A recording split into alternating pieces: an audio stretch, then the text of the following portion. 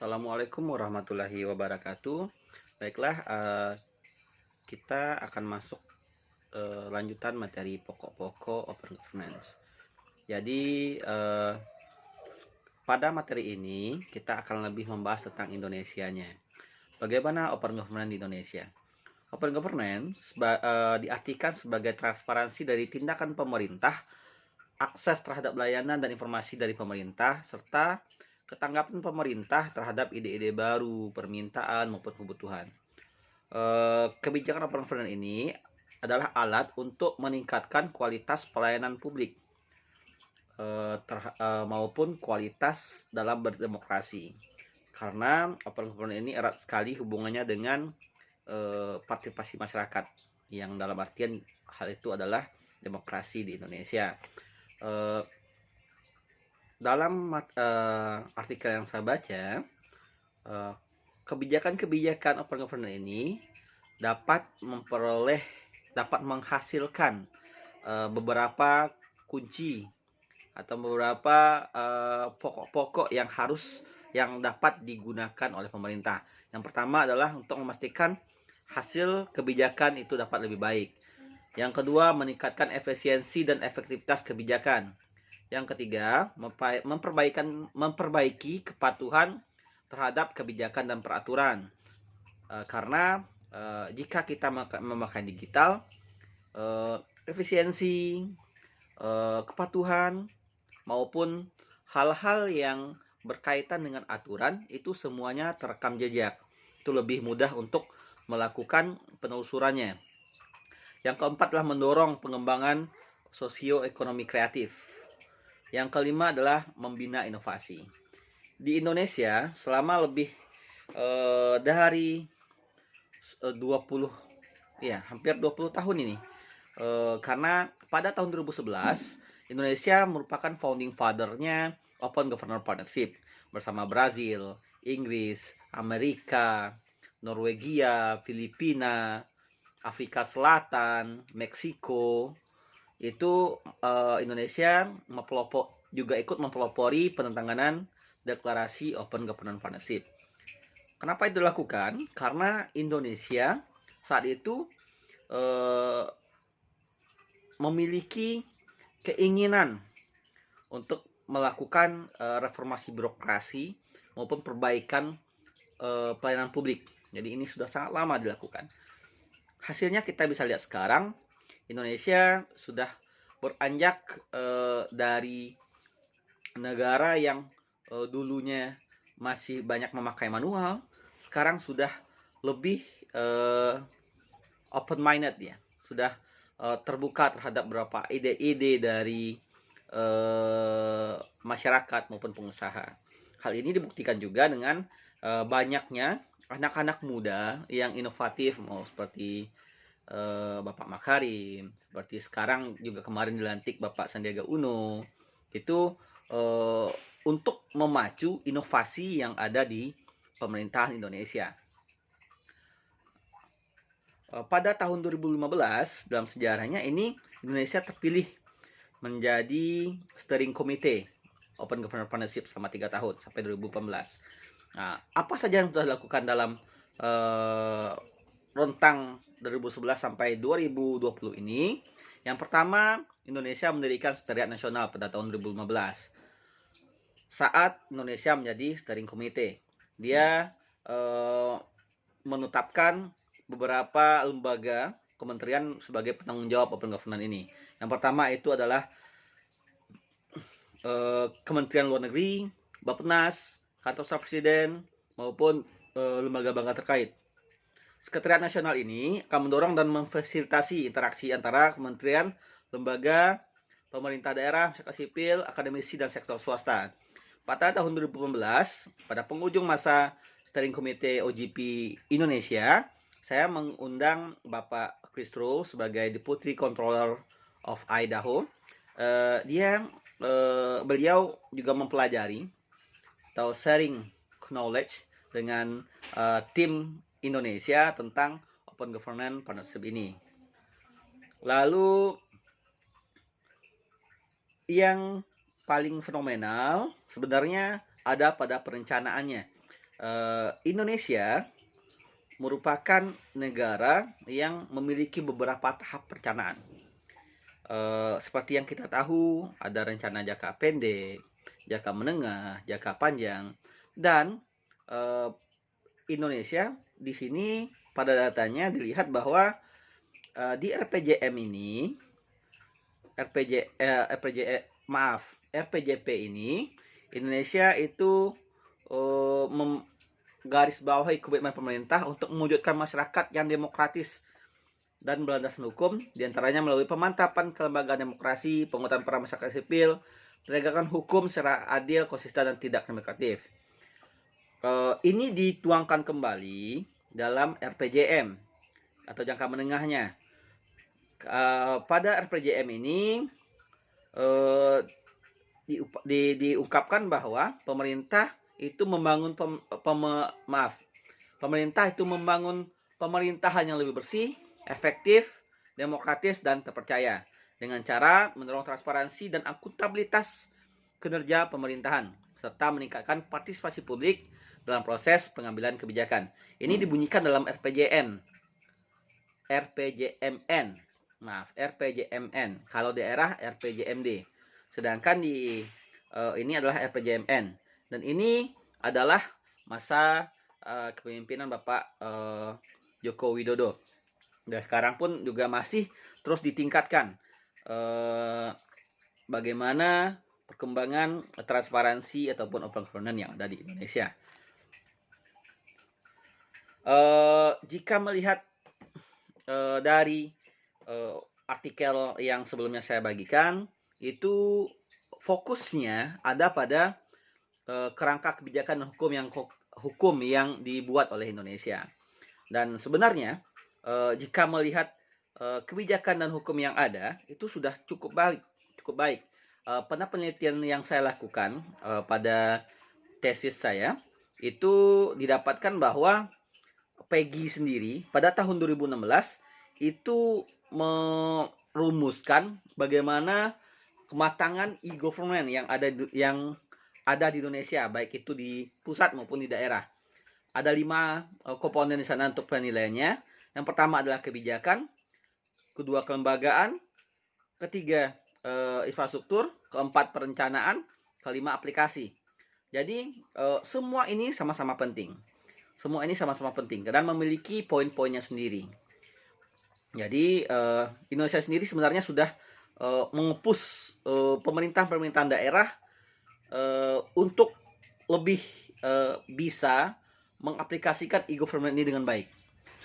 Dalam penelitian yang saya lakukan, ini sebenarnya untuk melihat penerapan e-gov yang ada di pemerintahan maupun penerapan IT yang ada di perusahaan, itu banyak sekali faktor-faktornya.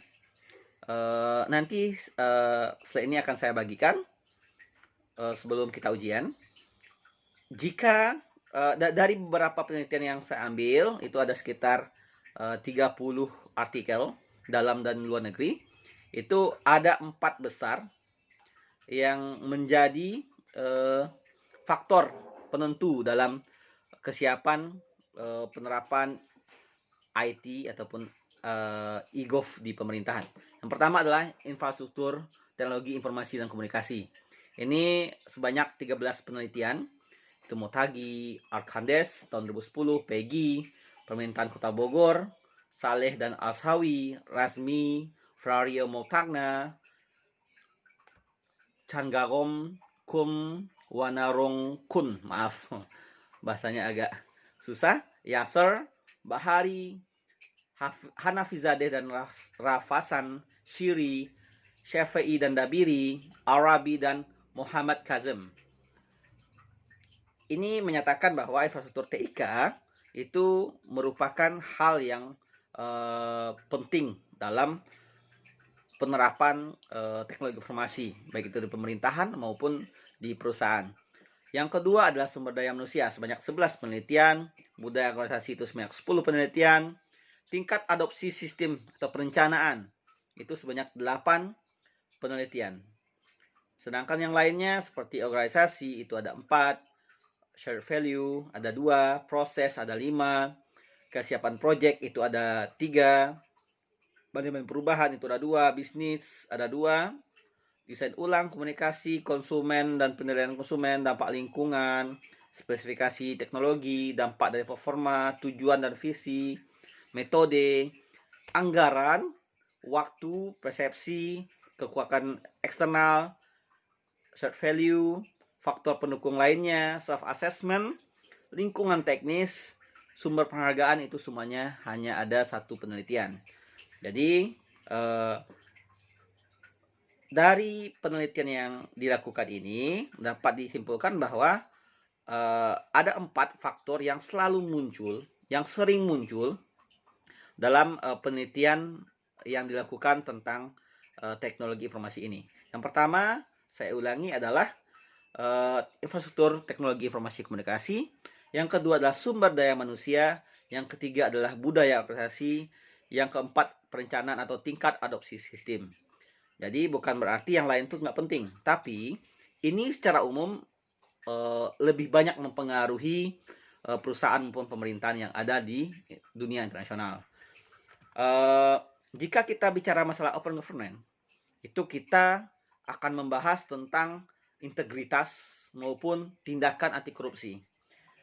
Integritas dan pemberantasan anti korupsi di Indonesia itu tetap menjadi isu penting sekarang. Walaupun Indonesia telah mengambil langkah-langkah berarti untuk menyegah korupsi dengan diadakannya dibentuknya KPK ataupun dibentuknya beberapa komponen selain KPK, seperti di kejaksaan itu ada pidana khusus untuk tipikornya, maupun di kepolisian itu semua penegak hukum itu fokus kepada korupsi, dan itu dianggap kejahatan luar biasa. Indonesia melakukan upaya transparansi dan open government. Tantangannya adalah bagaimana membentuk budaya integritas dalam sektor publik ini.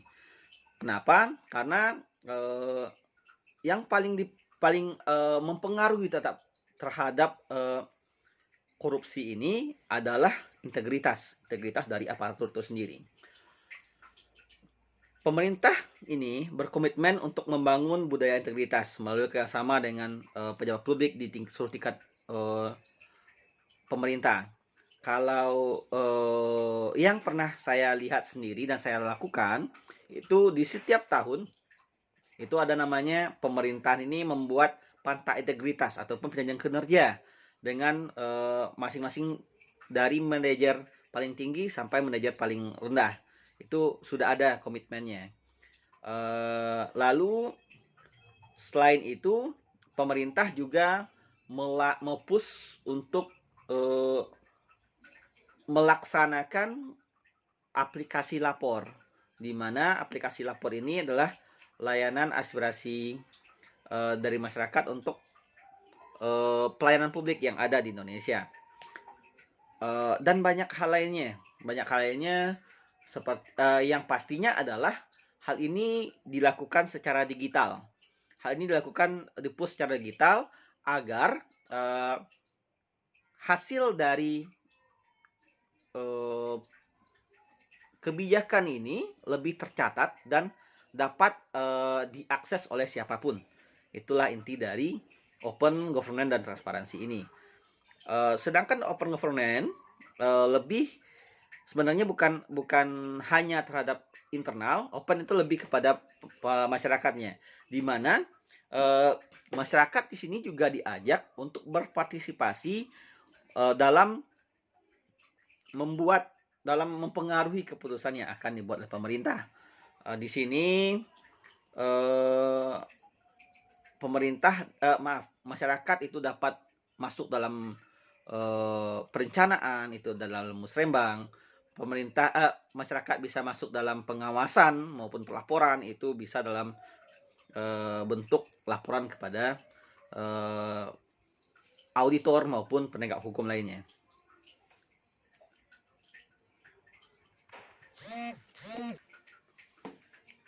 Jadi, selain dari jalur khusus yang dioperasikan oleh KPK, bagi pelapor tindak pidana, terdapat beberapa jalur yang berkontribusi dalam perbaikan sistem pemerintahan maupun pemberantasan korupsi.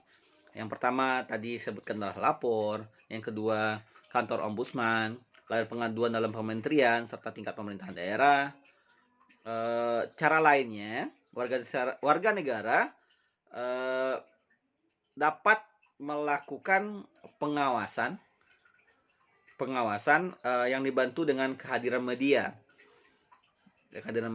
maupun lembaga publik.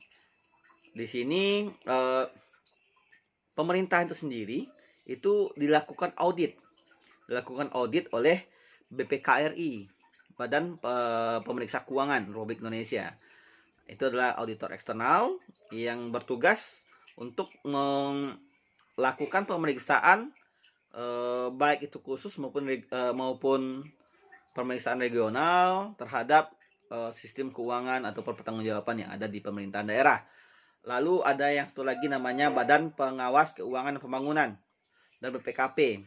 BPKP ini bertugas untuk menjaga agar integritas dari auditor internalnya tetap optimal ataupun melakukan tugasnya dengan optimal. Jadi ada dua, selain dari auditor pemerintah internal seperti inspektorat, itu ada dua lagi yang mengawasi pemerintahan, BPKP dan BPK. Lembaga-lembaga ini juga lembaga ini juga nge-push atau menekan bagaimana pemerintahan daerah itu seharusnya bisa melibatkan masyarakat di dalam pembuatan keputusan maupun kontrol terhadap pemerintahan. Jadi jika kita bicara masalah open government responsibility ini sebenarnya tidak akan pernah habis. Kenapa? Karena di setiap tahunnya, di setiap waktunya ini selalu ada perubahan. Dan alhamdulillah ini perubahannya ke arah yang lebih baik. Jadi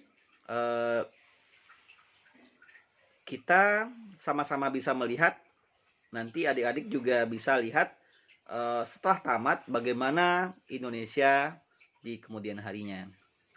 Apalagi sekarang ini zamannya industri 4.0. 4.0 ini adalah penggunaan teknologi informasi di setiap lini pelayanan publik, kalau itu di pemerintahan maupun lini usaha jika itu dalam swasta. Jadi saya berharap adik-adik di sini tidak gagap dengan teknologi yang ada dan mengikuti bagaimana perkembangan di pemerintah. Ingat, Anda semua sekarang kuliah di bidang administrasi negara, sehingga Anda jika buta terhadap perkembangan pemerintah, ini dipertanyakan ini tamatan mana? Tamatannya administrasi negara tapi tidak mengerti terhadap isu-isu maupun permasalahan yang ada di pemerintahan Indonesia. Namun saya bersyukur karena banyak dari adik-adik itu tahu, bahkan ada yang menjadi di LSM ataupun di bidang keorganisasian yang juga kritis terhadap pemerintahan. Saya harap kita akan bertemu-temukan nantinya untuk melakukan diskusi lebih leluasa lagi. Terima kasih banyak. Assalamualaikum warahmatullahi wabarakatuh.